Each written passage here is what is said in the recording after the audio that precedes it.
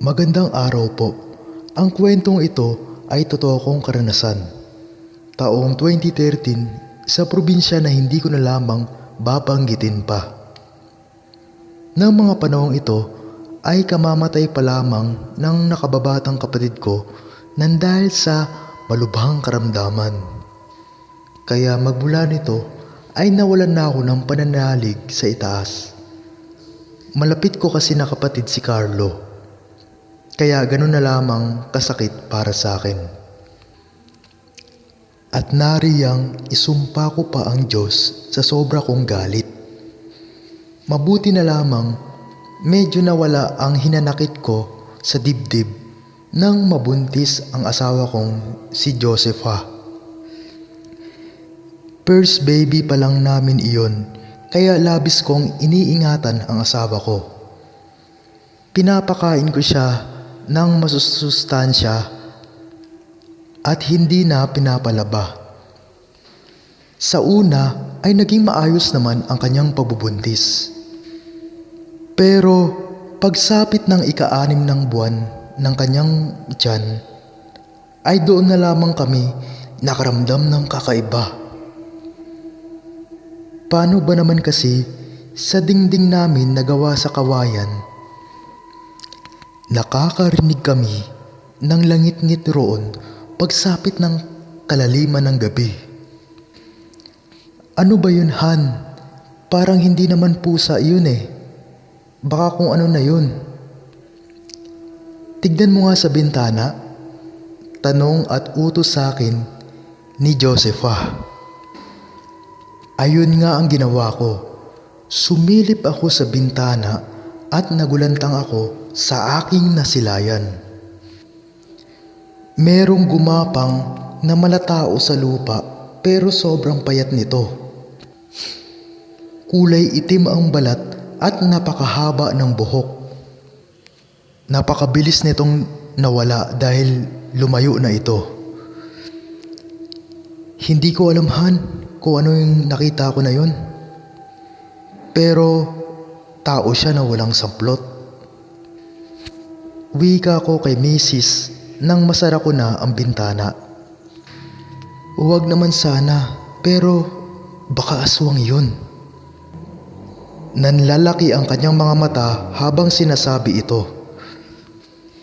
Hindi ako naniniwala sa mga ganun, Han. Tara na, matulog na tayo. Hindi na babalik yun. Wika ako sa kanya sabay tabi sa kanya. Hindi naman na siya umimik pa at kami ay natulog na. Kinabukasan, iniwan kong mag-isa si Mrs. sa bahay dahil ako ay magtatrabaho na sa construction site. Kapag nangyayari yon, binibilinan ko na lamang siya na huwag magpapapasok ng ibang tao kung hindi man ito kilala. Sumusunod naman siya sa akin. Siya nga pala, hindi pa pala ako nagpapakilala. Ako nga pala si David. Samantala, pagka uwi ko galing sa trabaho, nasilayan ko na may ulam sa kusina. Adobong pusit ito. Kaya naman, tinanong ko ang bagay na ito sa aking misis. Saan mo ba ito nabili? Hindi ba't sabi ko, ako na ang magluluto ng pagkain natin, Han? Mabilis naman siyang tumugon sa aking naging tanong. Binigay yan ng isang matandang lalaki sa akin kanina. Nilapag lang sa upuan na nasa labasan kaya kinuha ko nang makalis na siya. Kainin ko raw yan dahil makabubuti raw yan sa pagbubuntis ko. Dahil dito ay pinagalitan ko siya kung bakit niya tinanggap iyon. Hindi nga kilala eh. Ang sabi naman niya ay sayang kasi ang biyaya. Sayang naman kung itatapon ito. Pero sa hindi malamang dahilan ay may sumagi sa aking isipan. Turo pa ito sa akin ng yumao kong tiyuhin patungkol sa paglitaw ng totoong hitsura ng pagkain sa pamamagitan ng pagpatak dito ng kalamansi. At kahit hindi naman ako naniniwala, sinubukan ko yon dahil wala namang mawawala. Kumuha ako ng kalamansi at hiniwa ito sa gitna. Makaraan nito ay ipinatak ko sa adobong pusit. Hindi kayo maniniwala sa sasabihin ko dahil unti-unting nagbabago ang korte nito. Hanggang sa makaraan lamang ng ilang minuto, naging daliri na ang mga ito. Yung daliri sa paa ng tao. Nangingitim pa ang kuko nito at amoy bulok. Halos mabitawan ko na ang tasa nang makita ko iyon. Pero tinatagan ko na lamang ang loob ko. Hindi ko na ito ipinakita kay Mrs. at baka kasi matakot. Ipinaagos ko na lamang ang mga bagay na iyon sa sapa na malapit sa amin. Nang tanungin naman ako ni Josepha sa aking pagbabalik kung saan ko dinala ang ulam, ang sagot ko ay ibinigay ko na lamang sa aso ng kapitbahay. Hindi naman kasi talaga namin kilala ang nagbigay nito. Hindi naman na tumutol sa akin si Josepha.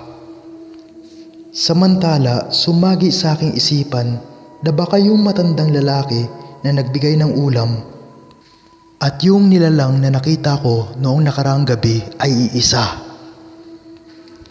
Naisip ko na siguro kaya kami dinidemonyo ay dahil sa nawalan na ako ng pananalig sa itaas. Kaya mula nito, natuto na uli akong sumamba sa kanya at humingi ng tawad sa aking mga kasalanan at pagkukulang. Tinanggap ko na rin na maluwag sa dibdib na wala na si Carlo at lagi na akong nananalangin na sana ay subaybayan niya kami. At sa kabutihang palad, wala nang gumagambala sa amin. At sa halip, lagi ko nang nararamdaman ang presensya ni Carlo sa paligid. Binabantayan na kami nito at minsan nga ay may nakikita akong parang puting anino sa bawat sulok ng bahay. Sa kabutihang palad naman, makaraan ng 3 buwan, nakapanganak na si Josepha ng isang malusog na baby boy na pinangalanan naming Baby Darwin. Dito ko napatunayan na kapag nanumbalik ka sa pananampalataya, palagi kang proprotektahan ng Diyos sa alagad ng dilim na gaya ng aswang. Hindi ko alam kung nasaan na yung nilalang na yon. Kung lumayo na ba o iniwasan na kami. Iniisip ko na nga lang na sana ay naging manok siya noon at nakuha na ng isang tumador at ginawa ng pulutan. Para naman hindi na kami babalikan pa ng aswang.